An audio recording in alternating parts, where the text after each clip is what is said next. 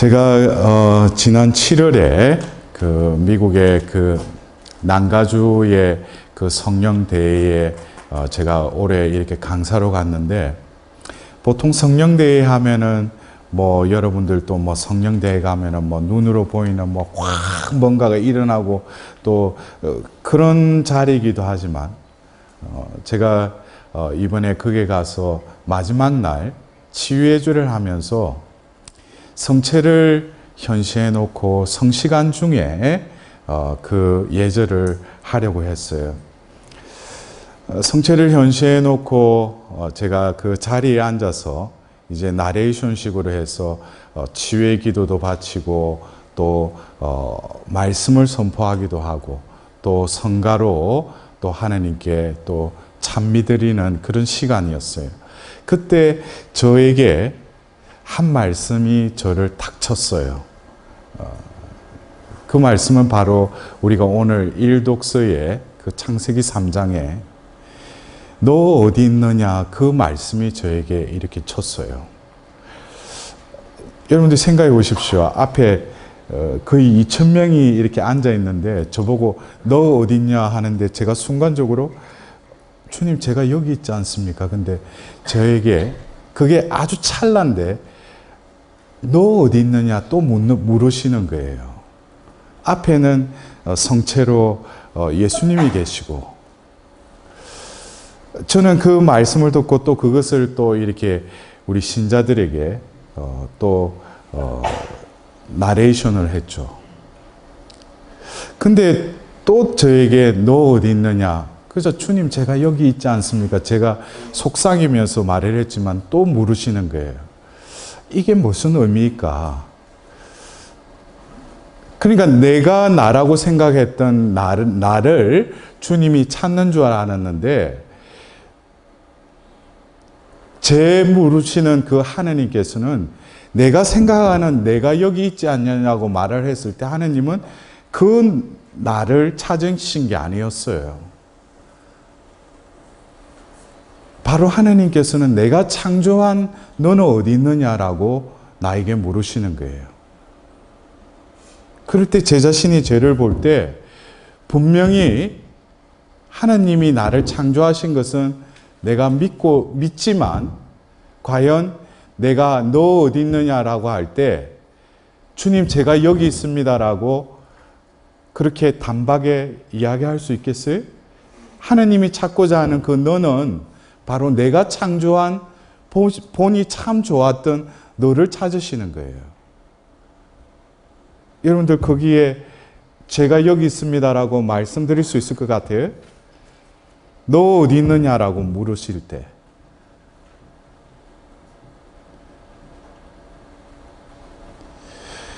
우리는 살아가면서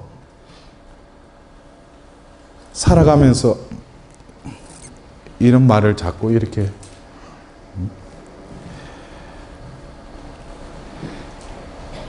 살아가면서 그래요. 우리가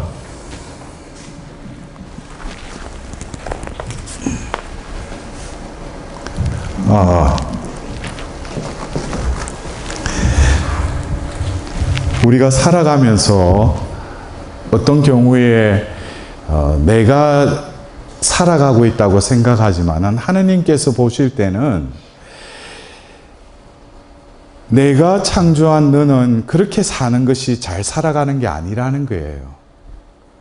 내가 창조한 너라는 그 존재는 늘 내 말에 귀 기울일 줄 알고, 내가 원하는 것에 모든 우선순위를 들고 그것을 이루려고 그런 존재로, 너라는 인간이라는 존재로 내가 창조했다는 거죠. 그러나 우리는 어떻습니까? 나라는 존재를 내가 생각을 하고 내가 잘 살아가려고 하죠. 거기서부터 뭐예요? 하나님이 찾고자 하는 그 너하고는 조금씩 거리가 생기기 시작한다는 거예요. 그 의미를 여러분도 아시겠어요?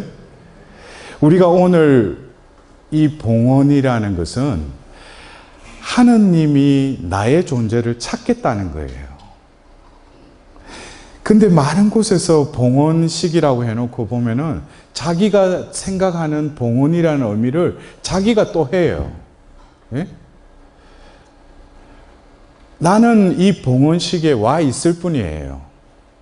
이 봉헌을 받아주시고 봉헌을 이루시는 분은 내가 아니라 하느님이시라는 거죠. 그러나 많은 경우 뭐예요? 내가 모든 것을 일을 하는 주체로 생각하니까 여러분들 중에 그래요. 오늘 내가 봉헌하러 왔다고 생각을 해요. 안 그래요? 여기서부터 우리의 존재가 얼마만큼 하느님과 보이지 않는 벽이 있다는 거죠. 여러분들 오늘 우리가 원죄 없이 잉태되신 성모님의 이 축일에 우리가 이렇게 봉헌을 하게 됐는데 여러분들 오늘 성모님께도 우리가 이렇게 포커스를 맞춰야 되기도 하지만 그 앞에 원죄 없이 잉태되게 하신 하느님을 한번 생각해 봅시다. 여러분들 성모님을 원죄 없이 잉태되게 하실 수 있는 그 하느님이시라면 인간이 원죄를 지었잖아요. 그러면은 하느님 편에서는 인간을 또 원죄에서도 뭐예요? 원죄도 없앨 수도 있으신 분이라는 거예요. 우리는 성모님이 그냥 성모님이 원죄 없이 잉태되셨다. 하느님의 그 권능을 생각해야 돼요. 하느님의 능력은 원죄에 물들을지라도 뭐예요? 하느님이 작정하시면은 원죄 없이도 잉태되게 하실 수 있다는 거예요. 우리는 여기서 하나님의 능력을 생각해야 돼요.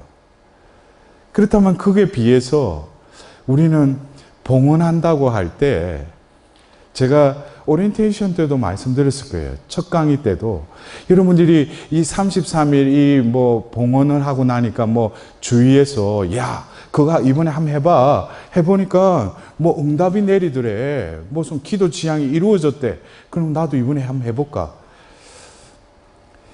그런 분들도 봉헌에 초대받을 수도 있어요. 그 지향을 이루게 하기 위해서. 그러나 진정한 봉헌의 의미에 초대받은 것은 아니에요. 근데 어떤 사람은 그래요. 내가 원치도 않았는데 내가 하나님께 지금 바라지도 않는데 바랄 것도 없어요. 근데 이번에 성심원에서 무슨 봉헌 준비가 있다고 그러는데 자기도 모르게 뭐가 끌려요. 끌리면서 자기 마음속에 뭐라고 표현하기는 그런데 하나님이 나를 봉헌되기를 원하시는 것 같아 라는 막연한 생각이 들어요. 여러분들 중에도 그런 분이 계셔요? 내가 무슨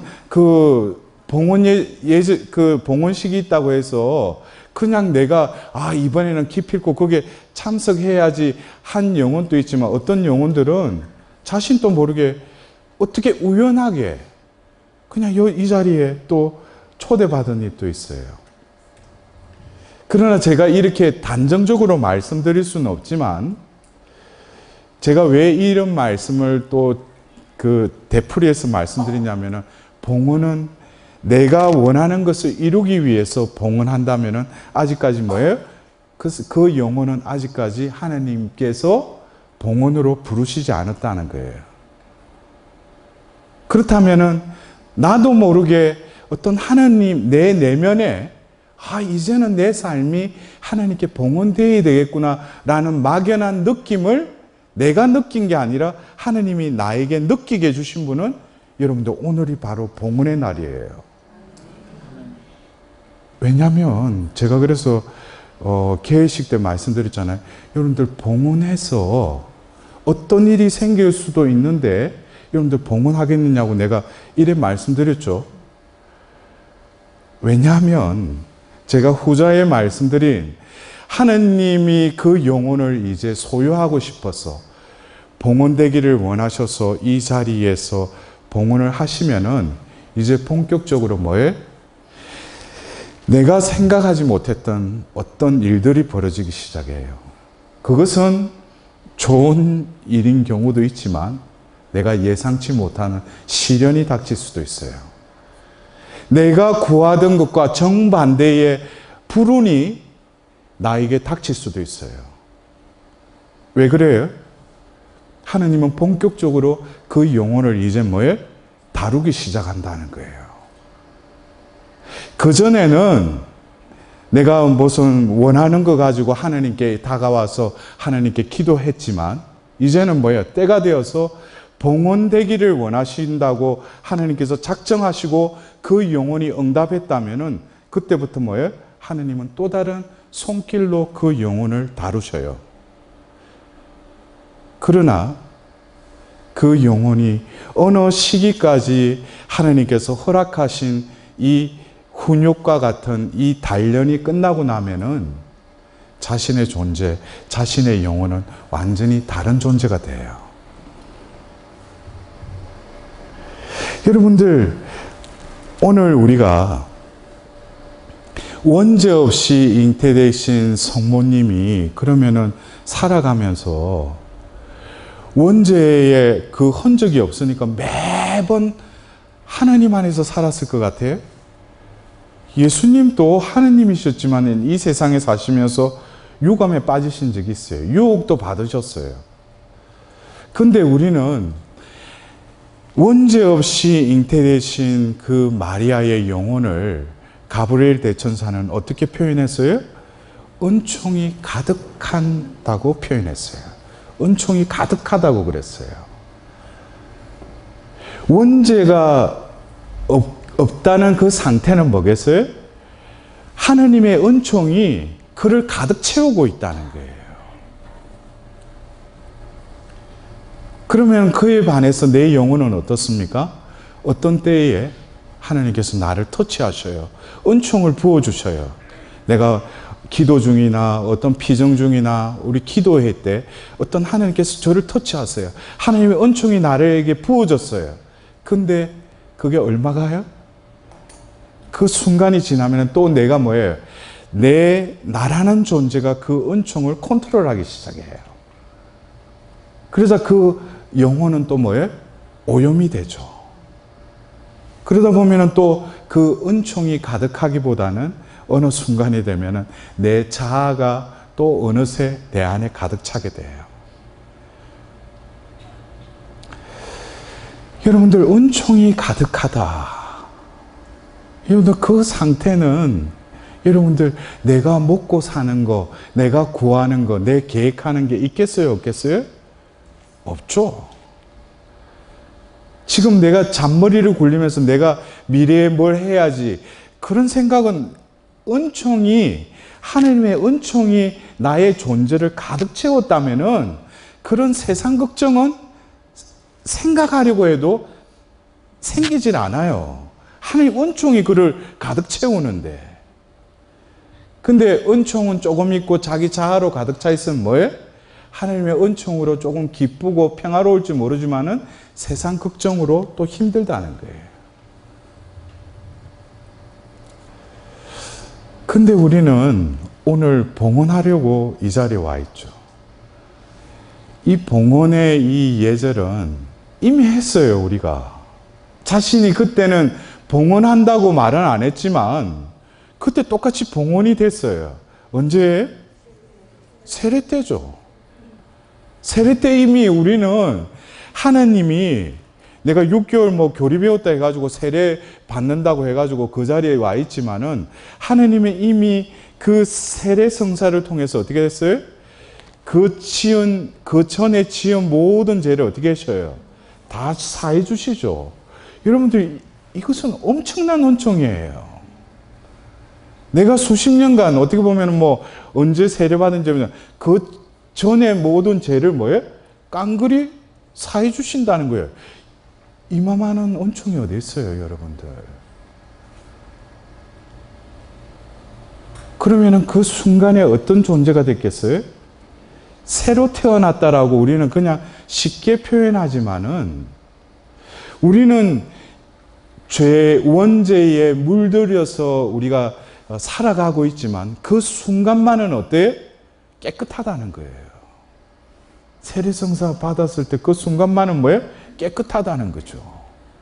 그리고 하나님의 은총이 어떻게? 그를 가득 채운 거예요. 그냥 주전자에 물 부어가지고 뭐 세례를 주노라 해가지고 그게 그 예식을 통해서 하나님 뭐예요? 나를 단박에 당신의 자녀로 삼으신 거예요. 여러분들 하나님의 은총, 하나님의 그 능력, 하나님의 전능하심은 찰나에 모든 것을 다 이룰 수 있는 분이셔요. 그래서 제가 여러분들에게 오늘 봉헌식을 하는데 조금 헷갈리는 왜 이런 말씀을 드리냐면은 오늘 제2 독서에 보면은 에베소서 1장 4절에 보면 우리를 천지 창조 이전에 하나님께서는 그리스도 안에서 우리의 존재를 거룩하고 흠없는 사람으로 미리 정해 놓으셨다고 그랬어요. 근데 우리는 원죄의 흔적 속에 이 구렁텅이에 호우적거리며 살고 있잖아요. 근데 하나님은 미리 정하신 이 거룩하고 흠없는 사람을 그냥 그대로 완전히 그 죄투성이에 호우적거리는 우리들을 그냥 내버려 두실 것 같아요? 그랬으면 2000년 전에 당신의 아들을 안 보내시죠. 근데 이미 예수님은 구원을 완성하셨죠. 그리고 이 교회를 통해서 성사를 통해서 하나님께서 은총을 베풀어 주시는데 오늘 우리가 하고자 하는 이 봉헌의 의미라는 건 뭐예요? 다시금 여러분들이 봉헌식 때 그 첫 번째 파트에 우리가 성세성사 갱신을 하잖아요. 이 의미는 다시금 세례성사 때 그러한 상태로 세례성사 때는 그냥 거기 가서 세례성사를 받았지만은 지금은 뭐예요? 봉헌이라는 이 예식을 통해서 나의 의지와 하나님의 은총이 다시금 스파크가 일어난다는 거예요. 그럴 때 우리 눈으로는, 우리 이성으로는 이해가 안 되지만은 나를 온전히 송두리째 산제물로 하나님께 내어드리면 그 순간에는 다시금 세례성사 때와 같이 나의 존재를 하나님께서 은총으로 가득 채워주신다는 거예요. 그래서 여러분들 우리가 이 봉헌을 할 때 나 자신을 송두리째 하나님께 내어드리셔요. 거기서 몇 가지 빼고 하나님께 내어드리면 또 이 남은 것 때문에 또 흙탕물이 돼요. 자신을 깡그리 송두리째 산제물로 하나님께 내어드리세요. 그러면은 이제 내가 봉헌을 하고 나면은 여러분들 그렇잖아요. 내가 나를 봉헌을 했는데 내가 여기 있어요, 없어요? 여러분들 이거를 잘 이해를 잘 하셔야 돼요. 내가 봉헌식을 해서 봉헌을 해버렸잖아요. 그럼 나라는 존재가 있어요, 없어요? 없는데 진짜 있는 거예요. 그 있는 나를 너 어디 있느냐라고 하나님이 물으셨잖아요, 아담에게. 그러나 그 너는 아니라는 거 하나님은 알고 계시죠. 근데 지금 내가 하나님께 봉헌했잖아요. 그리고 나라는 존재는 없어진 것 같은데 진짜 나는 이제 등장한다는 거예요. 그 나는 뭐냐면은 이제는 내가 뭐예요? 내가 사는 것이 아니라 이제 주님께서 몸소 나를 대신해서 살아주시겠다는 거예요. 그래서 여러분들 중에도 보면 봉헌식 해가지고 몇 번을 했는데 갱신하고 갱신했는데 삶이 바뀌지 않잖아요. 그리고 여러 가지 생활 패턴도 바뀌잖아요. 그거는 뭐예요? 거칠애적으로 봉헌을 한 거예요. 예를 들자면 제가 4년 전에 우연하게 제가 제 마음속에 봉헌을 해야 되겠다는 그런 느낌이 어느 순간에 기도를 하는데 툭 치고 갔어요. 그래서 이게 뭐지? 나는 뭐 왜냐면 봉헌의 삶을 살고 있는데, 근데 나에게 봉헌을 해라는 어떤 또 다른 의미의 하나님의 터치가 있었어요. 왜 이런 기도 중에 왜 이런 느낌이 들지 하는데 또 며칠이 지나서 또 그 서구를 이래 보는데 책장에 보면은 33일 봉헌기도 그게 제 눈에 딱 들어오는 거예요. 그래서 제가 무심코 그걸 뽑았어요.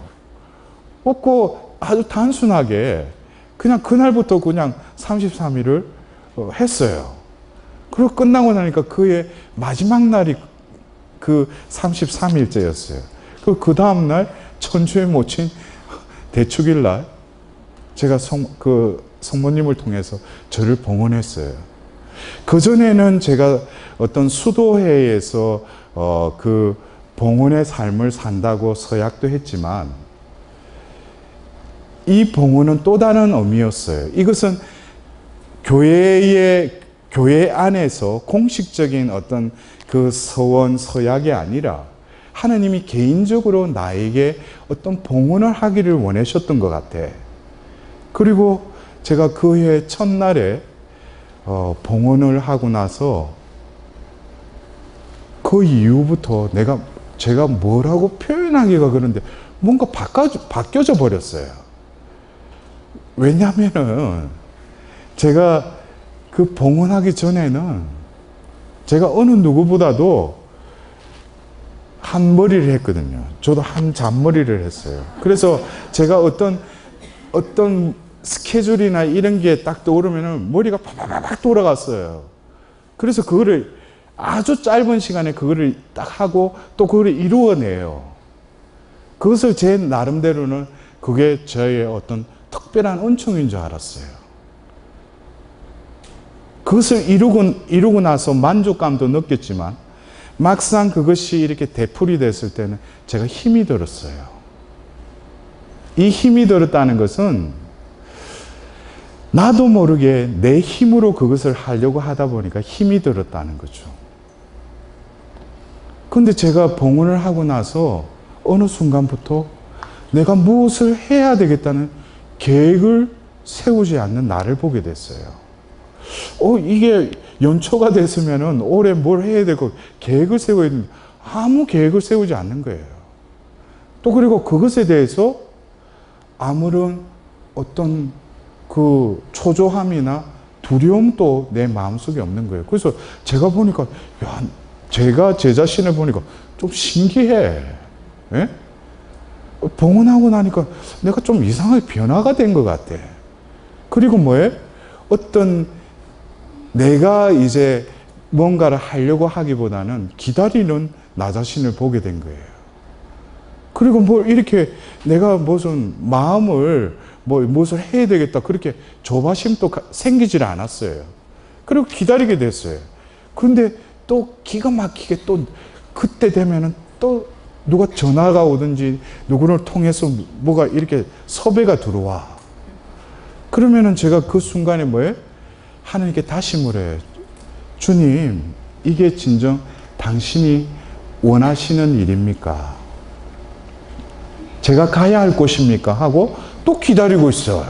옛날 같으면 그런 거 잽싸게 보면 카렌더 갖다 놓고 그러면 시간 남는데 그러고 그냥 해. 그 제가 좀 이상한 거예요. 그리고 그 어떤 그 스케줄에 그곳에 가서 그 또 말씀이나 어떤 피정 지도를 하잖아요.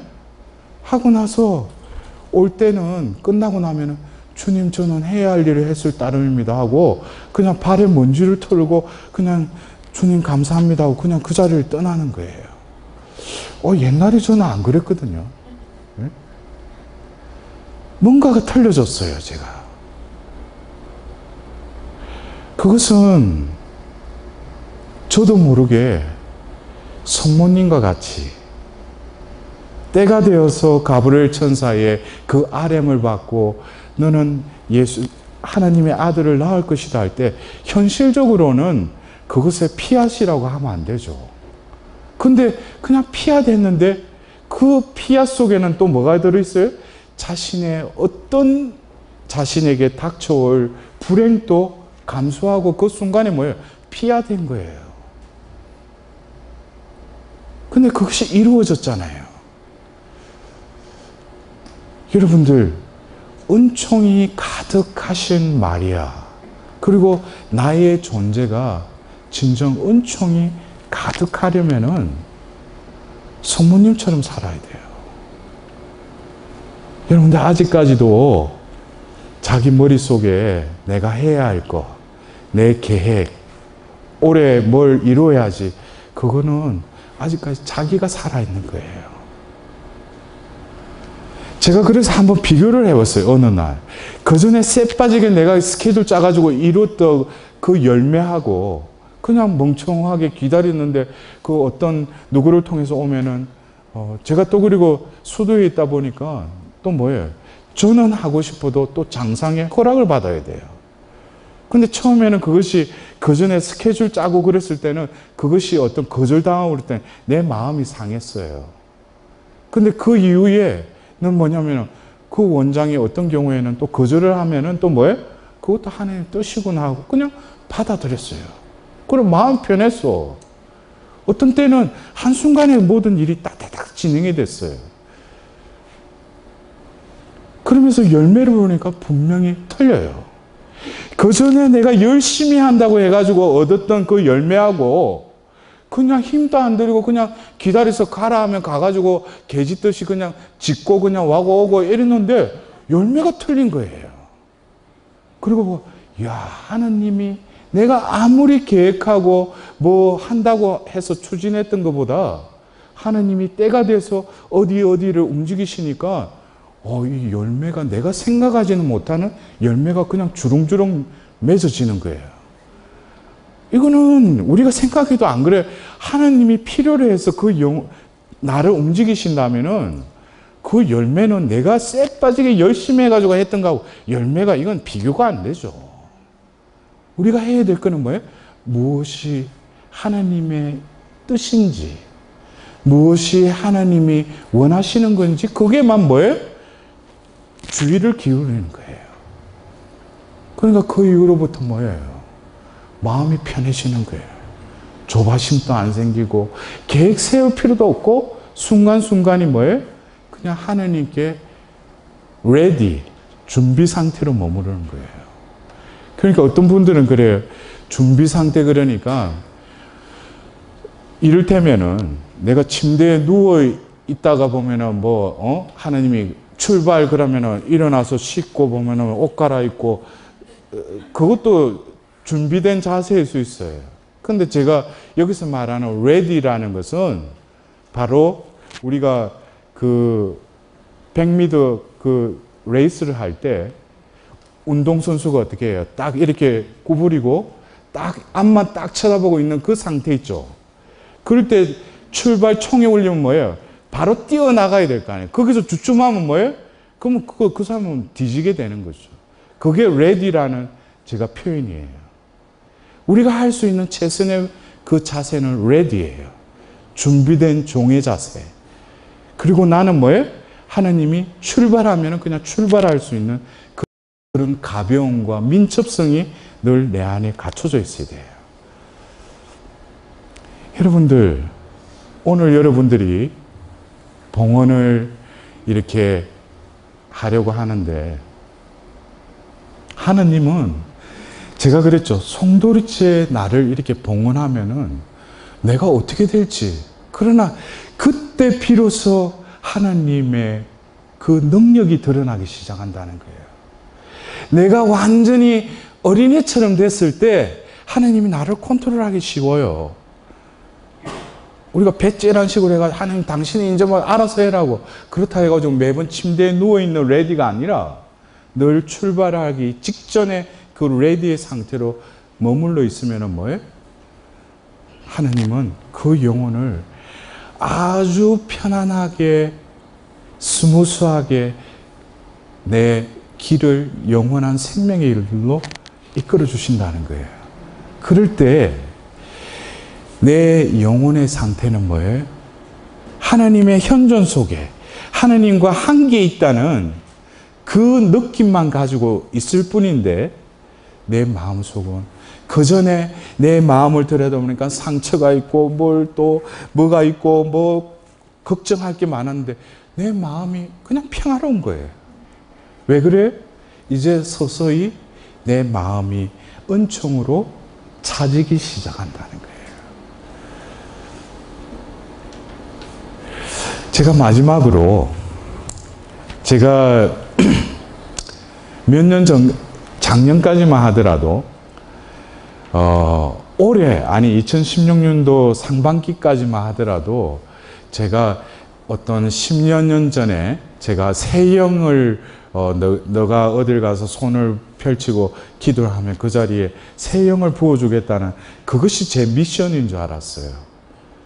근데 그 이후에 올해 그러니까 전례력으로는 새해지만은 세속력으로 2016년에 저는 참 많은 하나님의 은총을 받았던 것 같아요.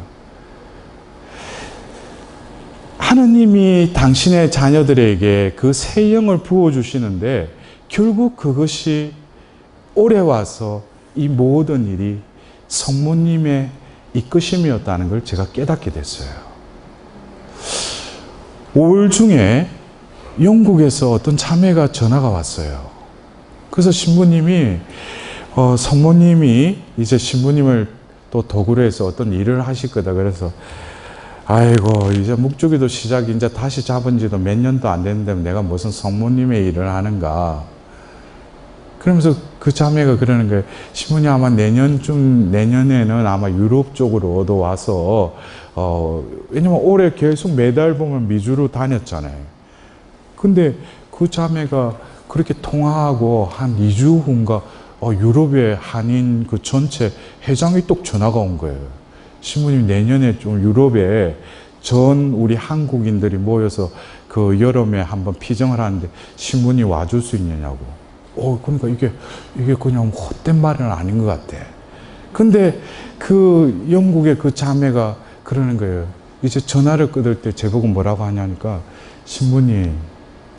신부님이 오늘이 있기까지 성모님이 뒤에서 신부님을 위해서 그 피눈물을 흘렸던, 내가 피눈물 하니까 저거 왜냐니까 좀 엘리지가 있어요. 왜냐면은 신학교 다닐 때 조금 제가 기도 생활 안 하고 있으면은 어머니가 저한테 연락이 오든지 편지가 와. 너 도대체 요즘 어떻게 제대로 기도 생활을 하고 있느냐고. 내가 기도하는데 성모님이 또 동굴에서 또 그것도 동굴에서 또 그냥 눈물 다 피눈물을 또 흘리고 있대. 그래서 이건 어디 CCTV가 있는지 내가 이런 상태를 뭐 또 어머니를 통해서 또 성모님까지 대동해가지고 그래서 그 자매도 또 그만을 신부님이 오늘이기까지 성모님이 신부님 위해서 피눈물을 흘린 거를 조금이라도 알아차린다면은 신부님 수단 자록을 다 적시고도 모자란다 이러더라고요. 그러면서 전화를 끊는 거예요. 그 말이 이상하게 제 마음속에서 계속 깨림직하게 남는 거예요. 그러면서 제 삶을 이렇게 되돌아보면서 제가 올해 비로소 제가 30년 전에 일반 대학을 다니면서 또 다른 주님에 취해가지고 병원에 입원했을 때 제가 그 꿈에 나타났던 한 여인의 그 꿈에 나타났던 그 여인이 이끌어간 그 경당에 그 앞에서 베일을 쓰고 수녀님처럼 이렇게 있는 분이 드리는 그 기도를 무턱대고 시작했는데 그 청원 기도가 끝나고 나서 의사가 나를 부르는데 제 병이 나았다는 거예요. 근데 저는 그때 이미 성령을 체험했어요. 육신의 치유뿐만 아니라 제 영혼의 모든 어떤 상태가 새롭게 됐다는 것을 이제서 통찰이 됐던 거예요. 그 첫사랑이 제가 서품을 또 앞두고 사제 서품을 앞두고 제가 몇 개월을 앞두고 제가 더 이상 사제로서의 삶을 살기에는 너무 역부족이라는 걸 느끼고 제가 스스로 사제 서품을 안 받겠다고 그랬어요.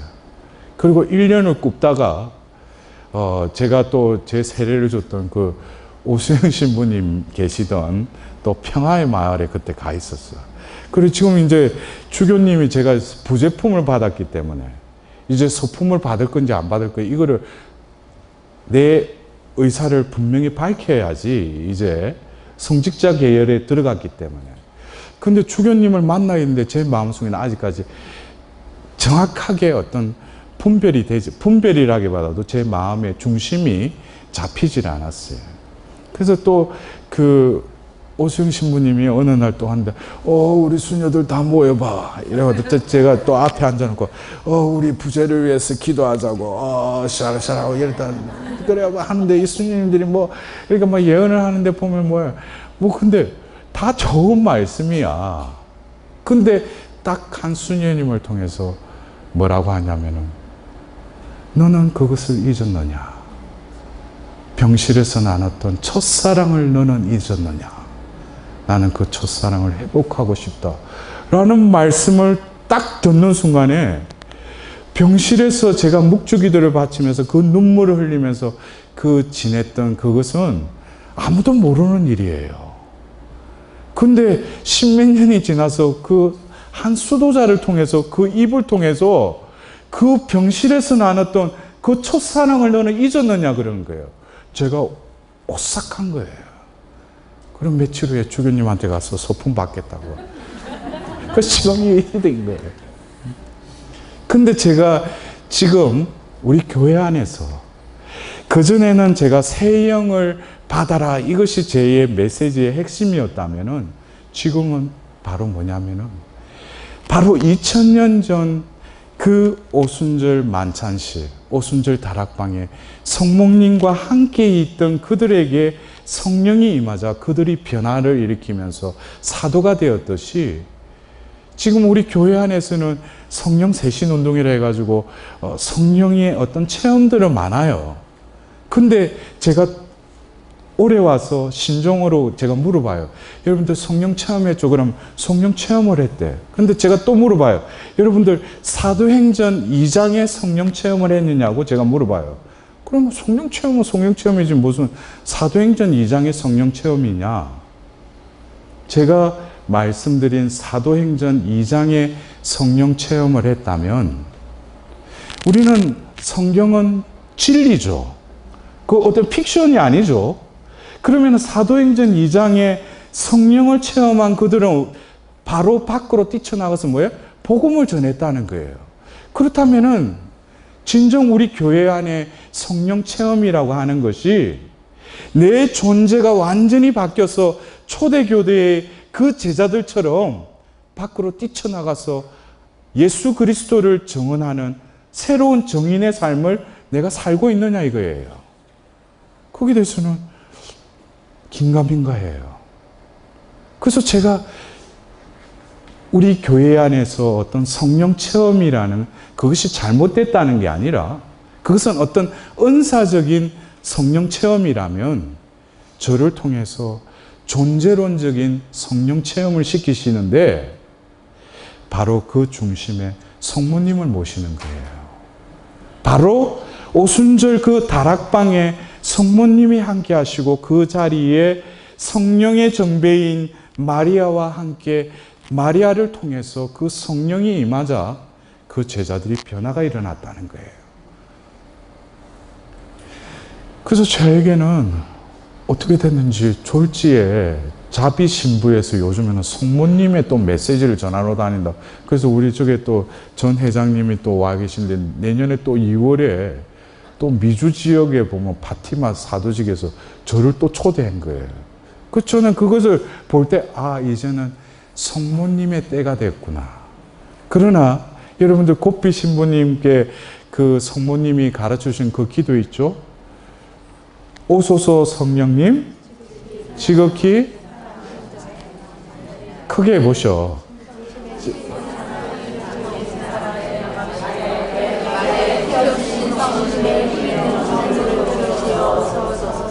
그 기도를 이루시려고 저를 도구로 쓰는 거예요. 아시겠어요? 저는 몰랐어요.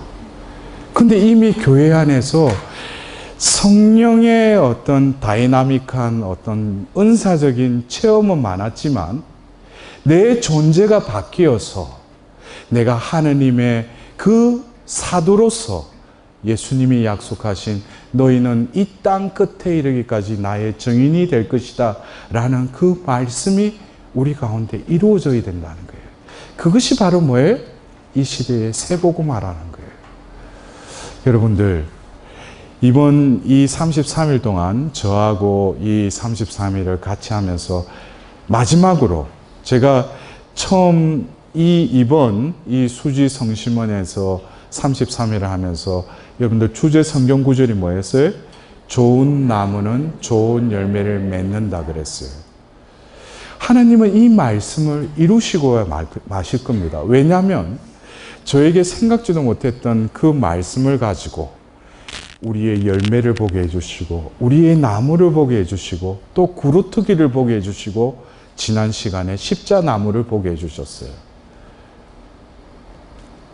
오늘 우리는 바로 또 다른 나무를 보았어요. 그 일독서에 나오는 선악과 나무는 더 이상 죄를 짓게 하는 나무가 아니죠. 왜냐하면 그 나무가 나에게 죄를 짓게 한 게 아니고 그 사탄이 나를 유혹했지만 결국 죄를 지은 것은 나 자신이라는 거예요.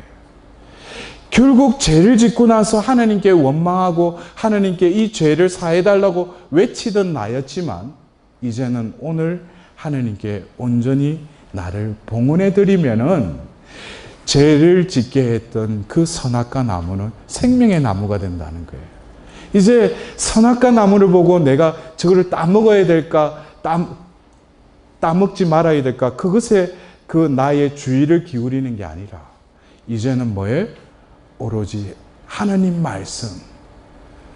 이 동산의 모든 나무 열매는 따먹되 저 동산 가운데 있는 선악과 나무 열매는 따먹지 마라.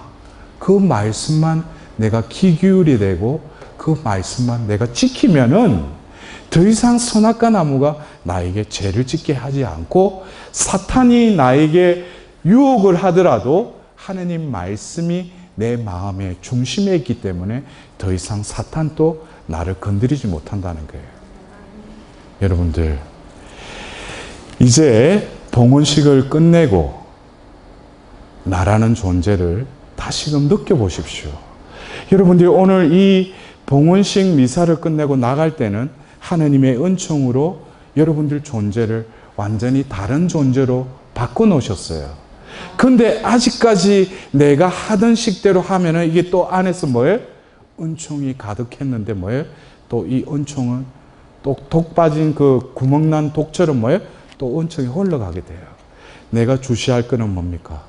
하나님의 은총이, 하나님의 그 사랑이, 하나님의 영이 내 안에 가득 차 있고 결국에는 우리는 2000년 전에 이방인의 사도였던 그 바오로 사도가 고백했던 그 고백이 나의 고백이 될 것입니다. 바로 갈라디아서 2장 19절에서 20절 뭐예요? 이제 나는 예수 그리스도와 함께 십자가에 못 박혀 죽었습니다. 이제는 내가 사는 것이 아니라 그리스도가 내 안에 사십니다. 그 말씀이 우리 가운데 이루어질 것입니다. 아멘.